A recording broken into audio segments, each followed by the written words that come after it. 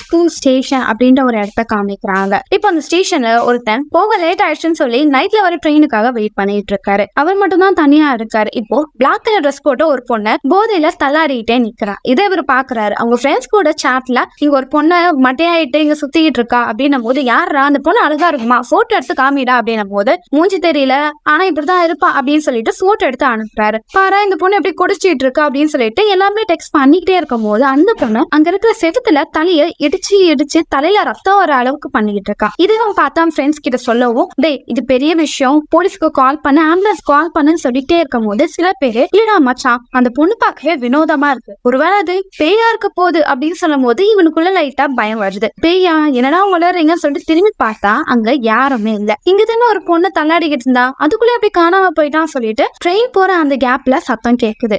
என்ன சவுண்டுன்னு சொல்லிட்டு பொறுமையா எட்டி பார்த்தா அங்க இருந்து ஆட்டோமேட்டிக் டோர் டக்குன்னு அவரோட தலைய இடிச்சிருக்கு. அவரு இறந்துட்டாரு. இங்க இருந்து படத்தோட பேரை கோஸ்ட் ஸ்டேஷன் அப்படின்னு சொல்லி ஆரம்பிக்கிறாங்க. இப்ப நம்ம படத்தோட ஹீரோனையும் ஒரு மீட்டிங்ல இருக்காங்க. அதாவது அவங்க ஒரு ஆர்டிக்கல்ல ஒர்க் பண்றவங்க. சோ ஃபேக்கான ஒரு இன்ஃபர்மேஷனை பப்ளிஷ் பண்ண குற்றத்தினால அவங்கள மீட்டிங்ல கூட்டிட்டு வந்திருப்பாங்க. அவங்க என்ன தப்பு பண்ணிருப்பாங்கன்னா, ஸ்டேஷன்ல இருக்கிற ஒரு லேடிய இவங்க போட்டோ எடுத்து அவங்கள பத்தினா ஒரு சின்ன ஒரு ஆர்டிக்கல் மாதிரி கிரியேட் பண்ணிருப்பாங்க. நீங்க பண்ண ஆர்டிக்கல் தான் நல்லபடியா ஹிட்டாச்சு, ஓகே தான், ஆனா நீங்க வாங்கின இன்ஃபர்மேஷனே தப்பு. முதல்ல அது பொண்ணே கிடையாது, அது ஒரு பையனை நீங்க பொண்ணு மாதிரி நடிக்க வச்சு போட்டோ எடுத்திருக்கீங்க, அதுவும் அவங்க போதையில இருந்திருக்கான். இப்படி ஃபேக்கான இன்ஃபர்மேஷனை நீங்க பப்ளிக்ல அனௌன்ஸ் பண்ணீங்கன்னா இதை பார்த்து மக்கள் தப்பான வழியில முயற்சி பண்ணுவாங்கல்ல அப்படின்னு சொல்லும் போது இதை கிட்ட ஹீரோனி ஷாக் ஆயிருவாங்க. நீங்க தப்பா புரிஞ்சுக்கிட்டீங்க, அவங்க பார்க்க அழகா இருந்தாங்க, ஸ்டேஷன்ல இருந்தாங்கன்னா நான் போட்டோ எடுத்தேன், அவங்க பையன்றது எனக்கு தெரியாது அப்படின்னு சொல்லும் போது, நீங்க பண்ண குற்றத்தினால நீங்க 5 மில்லியன் பனிஷ்மெண்டா பே பண்ணணும் அப்படின்னு சொல்லும் போது ஹீரோனி ஷாக் ஆயிட்டு, என்கிட்ட ஒரு ரூபாவே இல்ல, நாங்க 5 மில்லியன் கட்டுறது அப்படின்னு சொல்லிட்டு அவங்க மேனேஜரை பார்க்க வராங்க.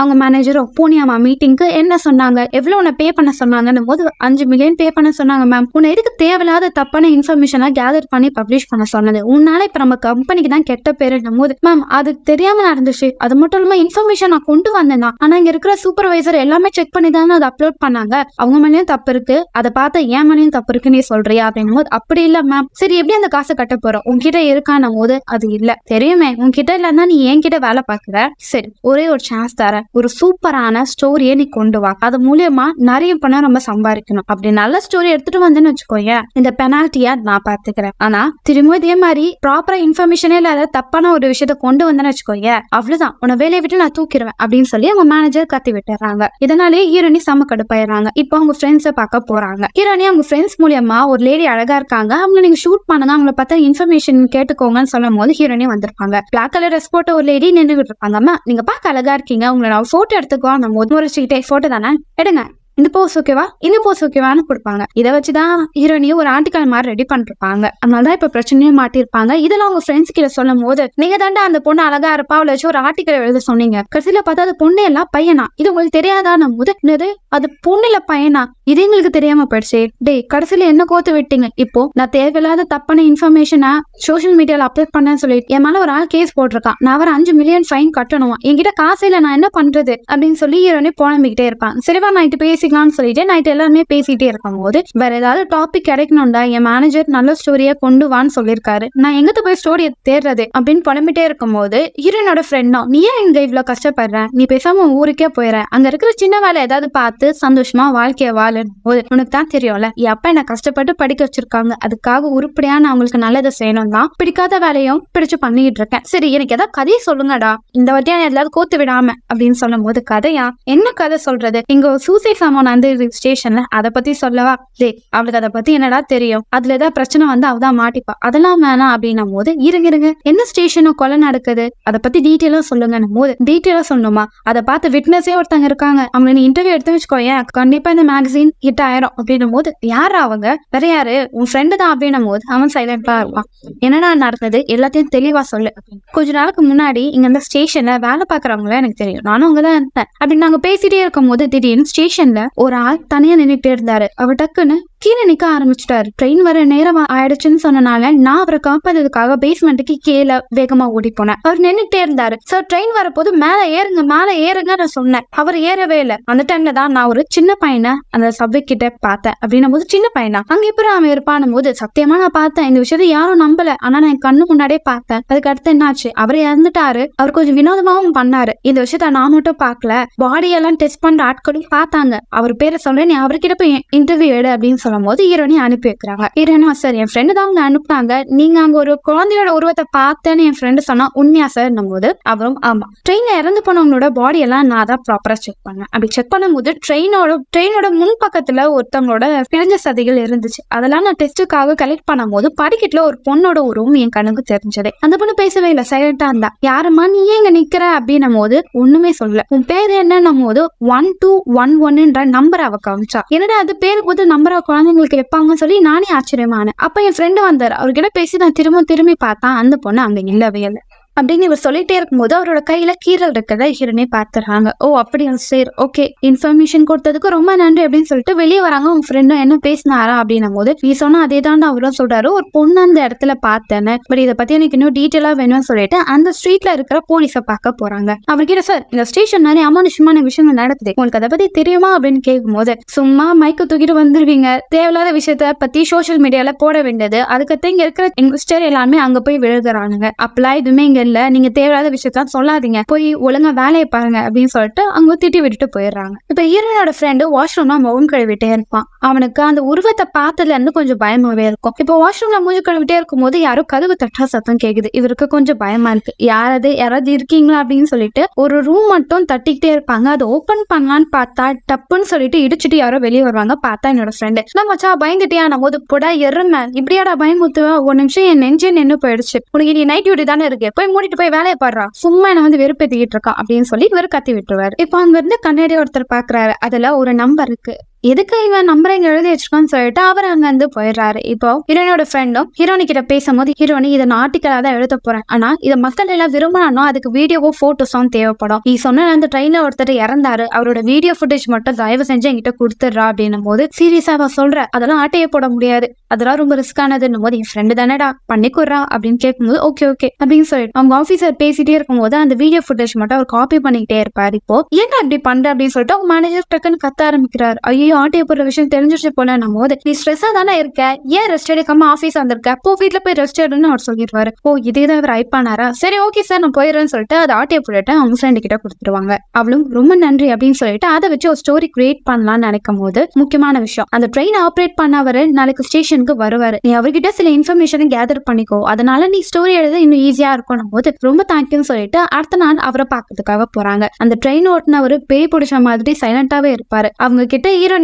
போறாங்க. போறதுக்கு முன்னாடி அங்க படத்தோட ஸ்டார்டிங்ல பிளாக் ட்ரெஸ் போட்ட பொண்ணு அங்க கிராஸ் பண்ணி போவா. இவன் எதுக்கு இங்க நிக்கிறான்னு சொல்லிட்டு எங்களுக்கு கொஞ்சம் டவுட்டா இருக்கும். இப்ப அவர்கிட்ட போய் சார் அன்னைக்கு கூட ஒருத்தர் இறந்தாரு, அவர் சாகும் போது இந்த இடத்துல எத்தனை பேர் இருந்தாங்க போது 2 பேர் இருந்தாங்க. 2 பேரா, ஆனா இறந்தது ஒரு ஆள் தானே சார் போது இல்ல அங்க 2 பேர் இருந்தாங்க, அவங்களுக்கு நல்லா தெரியும், அவங்க ஒருத்தங்க இப்ப என் கூட தான் இருக்காங்கன்னும் போது கண்ணன் ரிஃப்ளெக்ஷனை இவர் பின்னாடி ஆவி இருக்கிற மாதிரி இவருக்கு தெரியுது, ஆனா ஹீரோனிக்கு தெரியல. சரி சார் உங்ககிட்ட நிறைய இன்ஃபர்மேஷன் வாங்கன்னு பேசிட்டே இருக்கும்போது அவரோட முகத்திலும் கையிலும் நிறைய கீரல் இருக்கும், கழுத்துல அரிப்பு அதிகமாகுது, நான் இங்க இருந்து போறேன்னு சொல்லிட்டு பேசிட்டே அவரு கீழே நடந்து போக ஆரம்பிக்கிறாரு. இப்ப ஹீரோனிக்கு அவங்க ஆபீஸ் இருந்து கால் வருது, நீ ரெடி பண்ண அந்த ஸ்டோரியை நான் பார்த்தேன், பாதிதான் எழுதியிருக்கேன், ஆனா சூப்பர் கண்டென்ட், இதை இன்னும் டெவலப் பண்ணணும், நீ நாளைக்கு மேனேஜரை பாருன்னும் போது நான் பார்க்க வரேன் சார் சொல்லிட்டு போனு கட் பண்ணிட்டு அவங்க பின்னாடியே ஹீரோனி போவாங்க. அவர் கீழே இருந்து ஒரு ரூமுக்குள்ள போறாரு. அந்த இடம் ஹீரோட்டா இருக்கு. சார் அந்த இடத்துல ஏதாவது வேற ஏதாவது விஷயம் பாத்தீங்களா, அது மட்டும் இல்லாம நீங்க ஆரம்பத்துல இருந்து ஒரு நம்பரை ரிப்பீட் பண்ணிட்டே இருக்கீங்களே அதுக்கான மீனிங் என்னன்னு சொல்லும் போது அது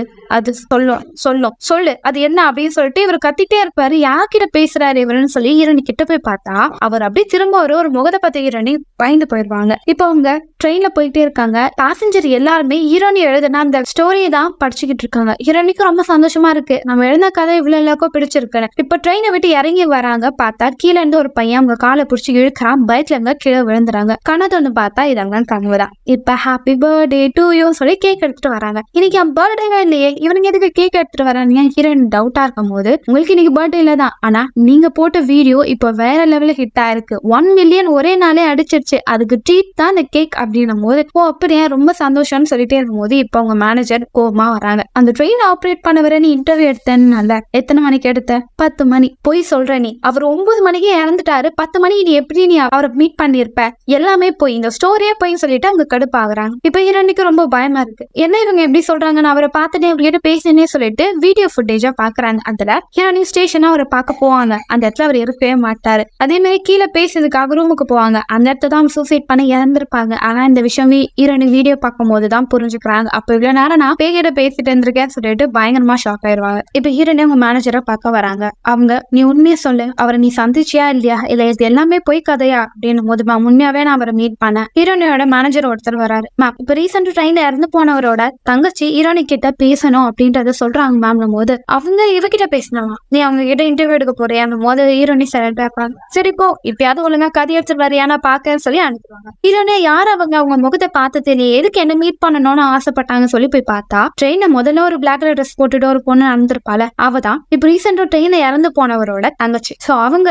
ஹீரோனி வந்த பிறகு படப்படப்பா என் அண்ணன் செஃபா வேலை பார்த்துட்டு இருந்தான், அவன் எதுக்கு பர்டிகுலரா அந்த ஸ்டேஷன் போனான்னு எனக்கு அப்ப தெரியல, ஆனா இப்ப தெரியுது உண்மையாவா அவன் செத்துருக்க மாட்டான், அவன் சாவுக்குள்ள ஒரு விஷயம் மறைஞ்சிருக்கு. எனக்கும் என் அண்ணனுக்கும் சில விஷயங்கள் ஒரே மாதிரி தோணும். அதாவது ஒரு கிணறு, அது எங்க 2 பேருக்கும் சின்ன வயசுல இருந்து தோணும். இப்ப இருக்கிற ஸ்டேஷன் இருந்த இடத்துல முன்னாடி அனாதை குழந்தைங்க இருக்கக்கூடிய ஒரு பில்டிங் ஒரு கிணறோ இருந்தது. அது உடைச்சிட்டு தான் அந்த இடத்துல ஸ்டேஷன் கட்டினாங்க. ஸ்டேஷன் கட்டின பிறகு அதுல இறந்து போன முதல் ஆள் என் அப்பா தான். அவர் தான் அங்க ஆக்சிடென்ட்ல இறந்துட்டாரு. ஆனா எனக்கும் என் அண்ணனுக்கும் அந்த டைம் என்ன விஷயங்கள் நடந்ததுன்றது தெரியல, மறந்துட்டோம். ஆனா அந்த சம்பவம் நடக்கும் போது நாங்க அங்கதான் இருந்தோம் அப்படின்னு சொல்லிட்டு இவங்க வினோதமா பேசிட்டே இருக்கும் போது ஹீரோனி இருங்க என்ன சொல்ல வரீங்க, பொறுமையா சொல்லுங்க மேம் அப்படின்னு கேட்கும் போது, அதாவது அந்த இடத்துல ஒரு அமானுஷம் இருக்கு, எனக்கு அது தோணுது ஆனா அது ஞாபகம் வரல, அது ஞாபகம் வரதுக்காக நான் நிறைய தெரப்பி யூஸ் பண்ணிட்டு இருக்கேன் ஆனா எனக்குள்ள ஞாபகமே வரல. கண்டிப்பா என் அண்ணா அதை தான் கண்டுபிடிக்கணும்னு முயற்சி பண்ணியிருக்கா, அப்பதான் இறந்து போயிருக்கா. நீங்க எனக்கு ஹெல்ப் பண்ணுங்க. அந்த இடம் அமானுஷமான இடம், அந்த கிணற பத்தியும் எனக்கு எதுவுமே ஞாபகம் வரல, நீங்க அது என்னன்னு கண்டுபிடிச்சி சொல்றீங்களா அப்படின்னும் போது ஹீரோனி எனக்கு இன்னும் உங்க அண்ணா இறந்துட்டாங்க, அந்த துக்கத்துல நீங்க இருக்கீங்கன்னு போது இவங்க பயங்கரமா கத்த ஆரம்பிக்கிறாங்க. இல்ல நான் ஒன்னும் பொய் சொல்லல, இது ஒண்ணும் என்னோட கனவும் கிடையாது, உண்மைதான். இப்ப இருக்கிற அந்த ஸ்டேஷனுக்கு முன்னாடி ஏதோ ஒரு அமானுஷமான மர்மமான விஷயங்கள் இருக்கும், அதை நீங்க கண்டுபிடிங்க. நீங்க தானே ஆர்டிகல் எழுதுறீங்க, கண்டிப்பா உங்க ஆர்டிகலுக்கு இது யூஸ்ஃபுல்லா இருக்கணும் போது நானும் அப்படிதான் நினைக்கிறேன். சரி கவலைப்படாதீங்க, நான் உங்களுக்கு ஹெல்ப் பண்ணேன்னு சொல்லிட்டு ஹீரோனே அங்க அந்த லைப்ரரிக்கு போறாங்க. இப்ப இருக்கிற அந்த ஸ்டேஷனுக்கு முந்தைய காலத்துல அந்த இடத்துல என்ன இருந்ததுன்னு செக் பண்ணும் போதுதான் அந்த லேடி சொன்ன மாதிரி இங்க ஒரு அனாதை ஆசிரமம் இருந்திருக்கு. அந்த இடத்துல பக்கத்துல ஒரு சின்ன கிணறும் இருந்திருக்கு. அந்த இமேஜ் அந்த லேடிக்கு அனுப்புறாங்க. உங்க கனவுல வர இமேஜ் இப்படிதான் இருக்குமான போது அந்த லேடி ஆமா நான் இதுதான் பார்த்தேன், இப்பயாவது நீங்க நம்புறீங்களான்னு போது நம்புறேன் மேம், உங்க அண்ணன் எப்படி இருந்தாங்க கண்டிப்பா நான் கண்டுபிடிக்க முயற்சி பண்ணுவேன் அப்படின்னு சொல்லிட்டு இப்போ ஹீரோனியும் அவங்க ஃப்ரெண்டும் நடந்து வந்துட்டே இருப்பாங்க. இந்த விஷயத்தெல்லாம் கேட்டு அவங்க ஃப்ரெண்டும் நினைச்சு பார்த்தாலே எனக்கு பயமா இருக்கு, சரி நம்ம அந்த ஆளை போய் பார்க்கலாம்னு சொல்லிட்டு பாடி போஸ்ட்மார்ட்டம் பண்றவரை பார்க்க போவாங்க. அவரு முன்னாடி ஹீரோனி கிட்ட ஒரு விஷயத்த சொல்லியிருப்பாரு, நான் பாடி போஸ்ட்மார்ட்டம் பண்றவங்க தான், ஆனா என்னோட முன்னோர்கள் நிறைய பேர் பேய்களை பார்த்தேன் விஷயத்துல ரொம்ப எக்ஸ்பர்ட் ஆனவங்க, அவங்க மூலியமா தான் என் கணக்கும் பேய் தெரிய வருதுன்னு சொல்லியிருப்பாரு. இப்ப அவர் எது கூப்பிட்டுருப்பாங்க, அந்த இறந்து போன ட்ரெயின் ஆபரேட்டர். நீங்க இப்ப போட்டோ எடுத்துக்கோங்க போது ஹீரோட பாடி போட்டோ எடுக்கும் போது எக்கச்சக்கமான கீரல்கள் அவர் உடம்புல இருக்கும். ஹீரோனி போட்டோ எடுத்துட்டே இருக்கும்போது டக்குன்னு அவரே ஹீரோனி பாக்குறவங்க தெரியும் பயந்து போடுறாங்க. அவரும் நிறைய தெரியுமா பாடியை அவங்க கிட்ட போட்டோ எடுக்க பெர்மிஷன் கொடுத்தேன், எப்பவுமே நான் பண்ண மாட்டேன், இப்ப பண்ணது காரணம் இதை வச்சு நீங்க ஸ்டோரி எழுதுவீங்க, ஸ்டேஷனை பத்தின மறைக்கப்பட்ட விஷயங்கள் மக்கள் எல்லாருக்கும் தெரிய வரணும். என்ன சார் சொல்றீங்க? ஆமா இறந்து போனவங்க எல்லாரோட உடம்புலயும் இது மாதிரி கீரல்கள் இருக்கும். வாங்க உங்களுக்கு நான் ஒரு விஷயத்த காமிக்கிறேன்னு சொல்லி ஒரு டைரி கொடுப்பாரு. அந்த ஸ்டேஷனை இறந்து போனவங்க எல்லாரோட போட்டோஸ்லயும் அந்த கீரல்கள் இருக்கிற காப்பி தான் அது. அதை பார்த்து ஹீரோனே பயந்து போயிருவாங்க. ஏன் அந்த ஸ்டேஷன் இப்படி இறந்து போறாங்க, அதுக்கு என்ன காரணம்னா அந்த ஸ்டேஷன்ல அமானுஷமான விஷயங்கள் நிறைய இருக்கு. அந்த இடத்துல சாபம் நிறைந்த இடம், யார் ரொம்ப இன்னசென்டா இருக்காங்களோ அவங்கள அந்த பேய்ங்க அழிச்சிரும் அப்படின்னும் போது ஹீரோனோட ஃப்ரெண்டும் ஏன் சார் இன்னசென்ட்டா தான் தாக்குமானும் போது ஆமா இன்னசென்ட் மட்டும் இல்ல, லோன்லியா இருக்கிறவங்க, இந்த உலகத்துல வாழ பிடிக்காதவங்க, யாரெல்லாம் ரொம்ப டிப்ரெஷன்ல இருக்காங்களோ அவங்கள அதை எடுத்துக்கும் அப்படின்னு சொல்லும் போது இதெல்லாம் கேட்டு இவங்க 2 பேரும் பயந்து போயிருவாங்க. அதே இடத்துல அந்த லேடி அவங்க அண்ணனோட திங்ஸ் எல்லாம் செக் பண்ணும் போது அவர் ஒரு டைரி வச்சிருப்பாரு. அந்த டைரியில நிறைய நம்பர்ஸ் இருக்கும். அந்த நம்பர்ஸ்ல சில நம்பரை மட்டும் ரெட் கலர்ல ஹைலைட் பண்ணிருக்கும். இது என்ன நம்பர், இந்த நம்பர் என்ன சொல்ல வருதுன்னு பார்க்கும் போது அவங்க ஃபேமிலி போட்டோ இருக்கும். அந்த அவங்க அப்பா இவங்க அண்ணன் இருக்கிற போட்டோ. அது அந்த போட்டோ பக்கத்துலயும் சின்ன கிணறு இருக்கும். இதெல்லாம் பார்த்துட்டே இருக்கும்போது அவங்க ரூம் கிட்ட யாரோ வர மாதிரியே தெரியும். பயந்து போய் எல்லாத்தையும் பார்த்தா யாருமே இருக்க மாட்டாங்க. ஆனா இவங்களுக்கு கொஞ்சம் பயம் இருக்கும். அதனால ஜப மாலைகள்லாம் கையில வச்சு பிரார்த்தனை பண்ணிக்கிட்டு இருப்பாங்க. இப்ப ஹீரோனி அவங்க ஆபீஸர் வேலை பார்த்துட்டே இருக்கும் போது அவங்க ஆபீஸர் கூப்பிடுவாங்க, இங்க பாரு சூப்பரா நம்மளோட ஸ்டோரி ஹிட் ஆகிட்டே இருக்கு போது என்ன சார் ஆச்சு, பசங்க எல்லாம் இப்போ செல்ஃபியா எடுக்க ஆரம்பிக்கிறாங்கன்னா, செல்ஃபியா என்ன சார் சொல்றீங்க? ஆமா நீ சொன்னல அந்த ஸ்டேஷன் இருந்தவங்க கையை எல்லாத்தையும் கீழா இருக்கு, இப்ப பசங்க எல்லாம் வேடிக்கை அவங்களே கையில கிழிச்சிட்டு இப்ப சோசியல் மீடியால ட்ரெண்டிங்கா போயிட்டு இருக்கு சார், இது ஒரு விஷயம் இதெல்லாம் பண்ணிட்டு இருக்காங்க, இது டேஞ்சர் ஆச்சே சார், இதெல்லாம் இதுமே கையில கீழே ஆனாலே அவங்க இறந்துருவாங்கன்னு சொல்லுவாங்களே சார், இவங்க இப்படி பண்ணிட்டு இருந்தாங்கன்னா உண்மையா சாக போறவங்களுக்கு எப்படி சார் தெரியணும் போது சீரியஸாவாமா பேசுற நீ, பசங்க ஏதாவது பண்ணிட்டு போறாங்க, இதனால ரொம்ப கம்பெனி ட்ரெண்டிங் ஆகும், நம்மளோட காமிக்ஸ் ட்ரெண்டிங் ஆனா நம்மளுக்கு அதிகமான அட்வர்டைஸ்மெண்ட் வரும், அதிகமா அட்வர்டைஸ்மெண்ட் வந்தா கோடி கணக்கா சம்பாதிப்போம், அதான் நம்மளுக்கு முக்கியம் போது ஹீரோனிக்கு கொஞ்சம் டவுட்டாவே இருக்கும். இதெல்லாம் பண்றது தப்புன்னு யோசிச்சுட்டே இருக்கும்போது அவங்க மேனேஜர் கூப்பிடுவாங்க, பரவாயில்ல, நீ தர வேண்டிய அந்த 5 மில்லியனை முன்னாலேயே நான் இப்போ ஏர்ன் பண்ணிட்டேன், பரவாயில்ல, உன் ஸ்டோரி நல்லா தான் போயிட்டு இருக்கு, சரி அடுத்தது என்ன எழுதலாம்னு நினைக்கிறேன் போது இறந்து போன அந்த பர்சனோட தங்கச்சி கிட்ட இருந்து எனக்கு நிறைய இன்ஃபர்மேஷன் வந்தது, அதை வச்சு ஒரு கதை எழுதலாம்னு இருக்கேன் போது அந்த பொண்ணை பத்தி ஊர் மக்கள் எல்லாம் பைத்தியம் சொல்லிட்டு இருக்காங்களே, அவளை பத்தி எழுதுனா நம்மளோட கதைகள் அவ்வளவு இன்ட்ரெஸ்டிங்கா இருக்காதேவா, வேற ஏதாவது விஷயத்த பத்தி யோசி அப்படின்னு சொல்லிட்டு இருப்பாங்க. இப்ப ஹீரோனோட ஃப்ரெண்ட் ஒருத்தன் ட்ரெஸ் போட்டுட்டே இருக்கும்போது அவனை யாரோ தொடர மாதிரியே வருது, அந்த கையை எச்செல்லாம் அப்படியே ஒரே மார்க்கு பயந்து போயிடும். திரும்பி பார்த்தா அவனோட ஃப்ரெண்டா, இப்படியாட பயமுத்துவ எரும மாடு, ஆமா உன் கையில எனக்கு கீரெல்லாம் இருக்குன்ற போது செல்ஃப் எடுக்கிறதுக்காக கொஞ்சம் கீழே போட்டேன், கடைசியில பார்த்தா எனக்கு உண்மையாவே ரேஷஸ் மாதிரி ஆயிடுச்சு, இது ரொம்ப சீரியஸ், டாக்டர் போய் பாருன்னு போது ஆமாமா டாக்டர் தான் போய் பார்க்கணும் அப்படின்னு சொல்லிட்டு இவங்க பேசிட்டே வெளியே வந்து பார்த்தா இப்போ லைட் ஸ்டேஷன்ல பொண்ணு மாதிரி விஷ போற பையன் நடந்து போயிட்டு இருப்பான். இதை ஹீரோனோட ஃப்ரெண்டு 2 பேரும் பாத்துருவாங்க. டேய் அவன் தானே அது, இவனால தானே ஹீரோனிக்கு கெட்ட பேர் கிடைச்சதுன்னு போது ஆமாண்டா சரிவா நமக்கு வேலை இருக்கு நம்ம போலாம் அப்படின்னு சொல்லிட்டு நடந்து போயிட்டு இருப்பாங்க. இப்ப அந்த ஆளும் வாஷ்ரூம்ல மேக்கப் எல்லாம் பண்ணிட்டே இருக்கும்போது லைட்டு விட்டு விட்டு எரிய ஆரம்பிக்கும். என்னடா இது இப்படி நடக்குதுன்னு சொல்லிட்டு கண்ணாடியை பார்த்தா அவங்களுக்கு முன்னாடியே ஒரு பேயோட உருவம் இருக்கும். அந்த பேய் அப்படியே அவங்க மேல ஏறி உட்காந்துருக்கும். இதை பார்த்து பயந்து போனவங்க கதை ஓபன் பண்ணிட்டு உள்ள போய் ஒழிஞ்சுப்பாங்க. டமான ஒரு சத்தம் கேட்கும். இப்போ ஹீரோனோட ஃப்ரெண்டு செக்யூரிட்டி தான் வேலை பார்த்துட்டு இருப்பாங்க. லேடிஸ் வாஷ்ரூம்ல சத்தம் கேட்டு போய் செக் பண்ணும் போது அவரும் போய் பார்ப்பாரு, யாராவது உள்ள இருக்கீங்களா, யாருக்காவது ஏதாவது ஆபத்தா, யாராவது சொல்லுங்க மேம் அப்பதான் நான் வந்து ஹெல்ப் பண்ண முடியும்னு கேட்டே போனா இப்ப அவர்கிட்டயும் பேய் வந்துரும். பார்த்து பயந்து 2 பேரும் வாஷ்ரூம்ல இறந்து போயிடுவாங்க. அடுத்த நாள் காலையில ஃபியூனருக்காக ஹீரோனே வருவாங்க. ரொம்ப சோகமா இருப்பாங்க. இப்ப அவங்க மேனேஜரும் கால் பண்ணி உன் ஃப்ரெண்ட் எப்படி இறந்தான்னு கேளு, அவனோட போட்டோ எடுத்துருவான், அவனை வச்சு ஸ்டோரி எடுத்தலாம் போது நீங்களா மனுஷங்களா, என் ஃப்ரெண்ட் இறந்து போயிருக்கா, நான் எப்படி அவனை போட்டோ எடுத்து ஸ்டோரியா போட முடியும் போது பணம், எனக்கு பணம் முக்கியம், நீ ஒரு ரிப்போர்ட்டர் தானே, இதெல்லாம் உன்னால பண்ண முடியாதுன்னு சொல்லி திட்டு விட்டுருவாங்க. அவங்களே கோவப்பட்டுட்டு அங்கிருந்து போகும்போது அங்கிருந்து போலீஸ் வந்துருவார். சும்மா இல்லாத தேவையில்லாத விஷயத்த கிளப்பி விட்டுட்டு இப்ப பாரு உன் ஃப்ரெண்டே இறந்து போயிட்டா, இந்த பிரஸ் மீட் ஆட்களுக்கு இதேதான் வேலையா போச்சு அப்படின்னு சொல்லிட்டு அவர் கத்திக்கிட்டே இருக்கும்போது ஹீரோனே அவளோட இன்னொன்னு ஒரு ஃப்ரெண்டை பார்க்க போவான். அவன் ரொம்ப சோகமா இருப்பான். என்னடா ஆச்சுன்னும் போது நான் அந்த சின்ன பொண்ணை பார்த்தேன், அந்த பொண்ணு பேட்ச்ல 816 எழுதி இருந்தது, அந்த பொண்ணை பார்த்த பிறகு என் கையில கீரல் வந்துருச்சு, நாளுக்கும் என்னால சாக போறேன் போல அப்படின்னு சொல்லிட்டு அவன் அழுதுகிட்டே இருப்பான். ஒண்ணுலன்னு சொல்லிட்டு அவரும் கூட்டிட்டு வந்து எப்ப நீ ஒன்னும் சாக போறதில்லைன்னும் போது யார் சொன்னா, நீ இந்த ஆள் சொன்னதை கேட்டல, யார் கையில எல்லாம் கீரல் இருக்கும் சீக்கிரமா செத்துருவாங்கன்னு, என் சாவு இன்னும் கொஞ்ச நாள்ல நடக்க போகுது போல அப்படின்னு சொல்லி ஒரு பயந்துட்டு இருக்கும். நீ படிச்ச பையன், புத்தியை யூஸ் பண்ண, இப்படி எல்லாத்தையும் கண்மூடித்தனமா நம்பாத, நைட்டு இங்கே தூங்கு, காலை இது வந்தாலும் பாத்துக்கான்னு சொல்லும் போது அவரால் நைட் தூங்கிட்டே இருக்கும்போது அவருக்கு ஒரு கனவு வரும். கிணத்துக்குள்ள அவர் இருக்காரு, ஃபுல்லா தண்ணி, அவரால் மேல ஏறி போகவும் முடியல. இப்போ ஒரு குரல் கேக்குது. திரும்பி பார்த்தா இறந்து போன ஃப்ரெண்டு அவரோட கழுத்தை பிடிச்சி நசுக்கிற மாதிரி டக்குன்னு பயந்து கணத்தை வந்து எழுதுக்கிறாரு.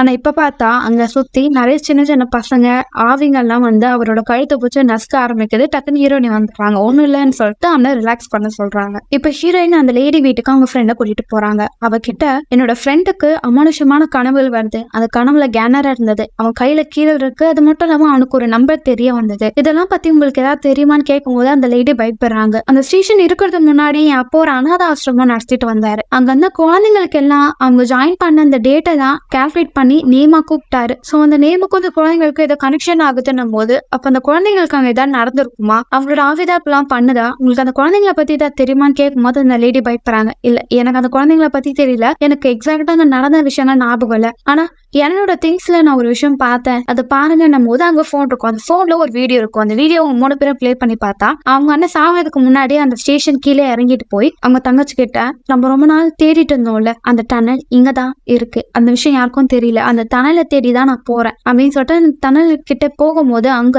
எலும்புகள்லாம் இருக்கிறத அவர் பாக்குறாரு. நம்ம அப்பா பண்ண விஷயங்கள் இன்னுமே இங்க தெரியுது அப்படின்னு சொல்லிட்டே இருக்கும் போது அந்த வீடியோ கட் ஆகுது. அப்ப அந்த டனலுக்குள்ளதான் ஏதோ ஒரு அமானுஷம் இருக்கும் சொல்லிட்டு அவங்க ஃப்ரெண்டும் ஹீரோனியும் அந்த இடத்துக்கு போறாங்க. சிசிடிவி கேமரா இருக்கானால ஒளிஞ்சு போனோம்னு சொல்லிட்டு மறைஞ்சு போகும்போது எதனால இந்த மாதிரி குழந்தைகள் எல்லாரையும் டார்ச்சர் பண்றாங்க, அவங்களுக்கு என்ன தேவைன்னும் போது எனக்கு என்னவோ அந்த பசங்க ரொம்ப வலி வேதனால இறந்து போயிருப்பாங்க, அவங்க கோவத்தை மத்தவங்க மூலியமா வெளிப்படுத்துறதுக்காக தான் மத்தவங்க கொலை பண்ண முயற்சி பண்றாங்க போல, நம்ம அந்த இடத்துக்கு போனாதான் எல்லாமே தெரிய வரும் அப்படின்னு சொல்லிட்டு அந்த டனலுக்குள்ள போறாங்க. அப்படி போயிட்டே இருக்கும்போது இப்ப அவங்க ஃப்ரெண்டு போன்ல ஏதாவது தெரியுதான்னு பாத்துட்டே இருக்கும்போது ஏதோ ஒரு உருவம் இவன் கிட்ட வேகமா வருது. அதை அவன் பாக்குறான். ஏதோ ஒரு உருவம் கிட்ட வருதுன்னு பார்த்தா அந்த பேய் நிக்குது. பயந்து போய் அதை திரும்பி பாக்குறான். அவங்க ஃப்ரெண்டு ஒன்னுலடா உனக்கு ஓகே தான் சொல்லும் போது இப்ப அவளே பேயா மாறுறான். இவன் கத்திக்கிட்டே இருக்கான். கொஞ்ச நேரம் கழிச்சு அவங்க ஃப்ரெண்டு ரொம்ப தூரத்துல இருந்து ஓடி இவன் கிட்ட வராங்க. என்னாச்சு, என் கூட தானே நடந்துட்டே வந்த, திடீர்னு என் பைத்திய மாரி கத்திட்டு முன்னாடி போய் விழுந்துட்டாடான் போது நானா அப்படி பண்ணணும், நீதான் எழுந்துருவா அப்படின்னு சொல்லிட்டு நடந்து போயிட்டே இருக்காங்க. அந்த டனல் கிட்ட வராங்க. அங்க ஒரு குட்டி டோர் இருக்கு.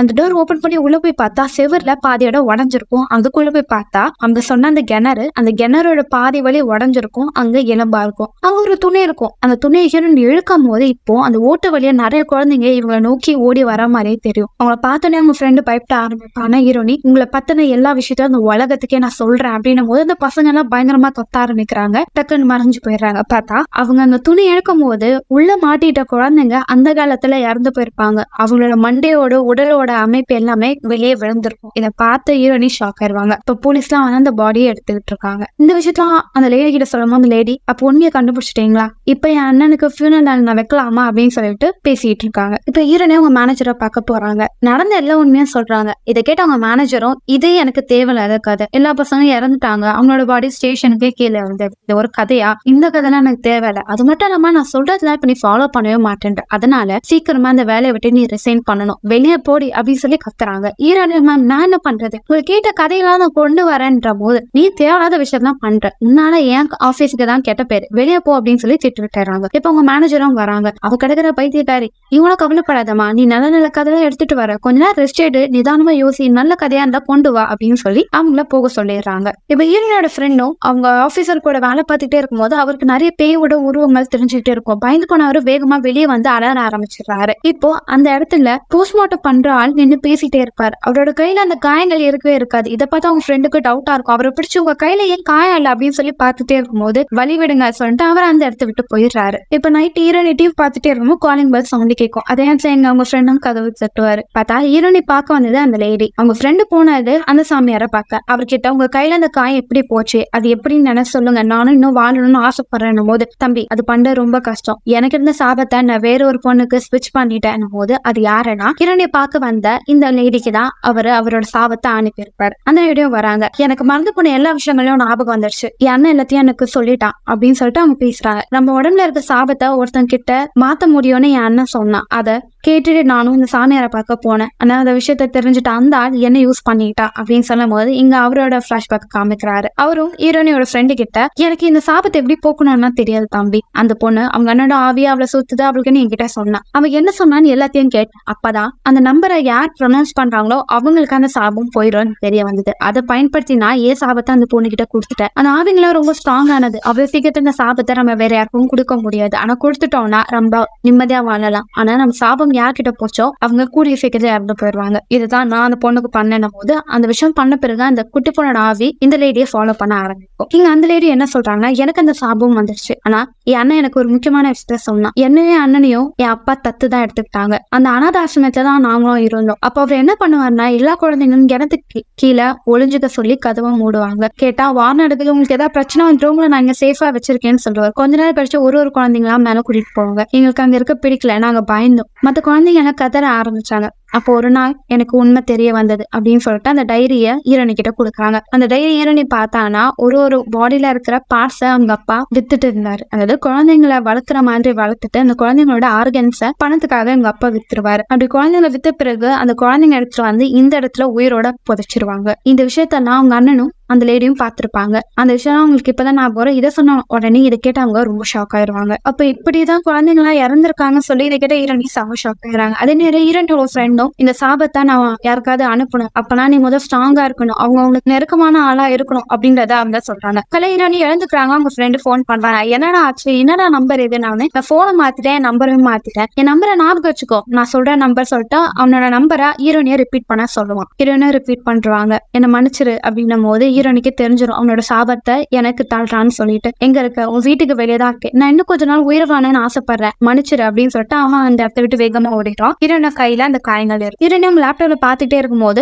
அவங்க பேர்ல பப்ளிஷ் ஆன காமிக்ஸ் எல்லாமே இப்ப அவங்க மேனேஜர் நேமுக்கு மூவ் ஆயிருக்கும். அதை பார்த்து அவங்க செம்ம கடுப்பாயிருவாங்க. இப்ப ஹீரோயின் அந்த சாமியாரை பார்க்க வரா. அந்த ஆபீஸை விட்டு நின்னுன்னு சொல்லிட்டு ஒரு பேப்பர் எடுத்துட்டு அவங்க மேனேஜரா பார்க்க போறாங்க. எப்படி நான் பப்ளிஷ் பண்ண எல்லா ஆர்டிகல்ஸும் உங்க நேம்ல மாத்துனீங்க, இதெல்லாம் ஃபேக், இதெல்லாம் பண்ணிருக்கவே கூடாதுன்னும் போது நீ ஏன் கம்பெனி விட்டு போயிட்டா, இதுக்கு அடுத்த எந்த ஸ்டோரி எந்த பேர்ல இருந்தா உனக்கு என்ன, இப்படி நான் பிளாக்மெயில் பண்றமே பேசினா உனக்கு நான் வேலை கொடுத்துருவேன்னு நினைக்கிறியா, நீ இந்த இடத்த விட்டு போ, உனக்கு வேலையே கிடையாதுன்னும் போது நீங்க ஒண்ணு எனக்கு பிச்சை போட தேவையில்ல, நானே இந்த ஆபீஸை விட்டு போக தான் போறேன், போறேன், இதான் என்னோட ரிசைன் லெட்டர். ஆனா அதுக்கு முன்னாடி நான் உங்ககிட்ட ஒரு உண்மையை சொல்லணும். அங்க இறந்து போன குழந்தைங்க எப்படி இறந்தாங்க தெரியுமா? அந்த அனாத ஆசிரமத்தை பாத்துக்கிட்ட ஆளு அந்த குழந்தைங்களோட ஆர்கனை திருடி வித்து அந்த குழந்தைங்கள உயிரோட அந்த கிணத்திலேயே புதைச்சிட்டாரு. இதெல்லாம் பத்தி உங்களுக்கு தெரியுமா அப்படின்னு கேட்கும்போது, இதை தெரிஞ்சு நான் என்ன பண்ண போறேன், எனக்கு நான் ஸ்டோரிஸே வேணாம், நீ கிளம்பு காத்து வரட்டும் போது நான் தான் போக போறேன். ஆனா அதுக்கு முன்னாடி ஒரு கண்டிஷன், நான் இந்த லெட்டர் உங்களுக்கு கொடுக்கணும்னா இந்த நம்பரை நீங்க சொல்லணும். இந்த நம்பரை நீங்க சொன்னீங்கன்னா நான் இந்த இடத்த விட்டு போயிடுறேன். அவங்க மேனேஜரும், என்ன இந்த நம்பர் தானே சொன்னா போயிருவியா? கண்டிப்பா போயிருவேன். சரி ஓகே சொல்றேன்,